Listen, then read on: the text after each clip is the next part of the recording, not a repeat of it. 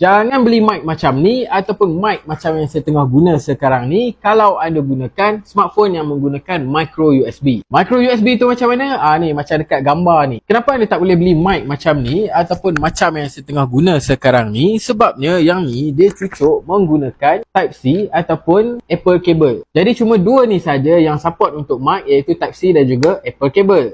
Jadi kalau kita pakai micro USB, nak pakai mic yang macam mana? Korang beli mic yang macam ni. Okey, sebabnya mic yang macam ni, korang boleh tengok dekat sini dia ada dua port, Type-C dengan audio jack. So, kalaulah handphone korang tu, handphone jenis lama, dia wajib akan ada audio jack. Jadi untuk mic macam ni, dia akan bagi sekali kabel audio, korang cucuk je dekat sini. Kemudian korang cucuk terus masuk dekat smartphone korang. So, apabila korang bercakap melalui mic yang ni, data tu akan ditransfer ke sini dan akan masuk terus kepada smartphone korang.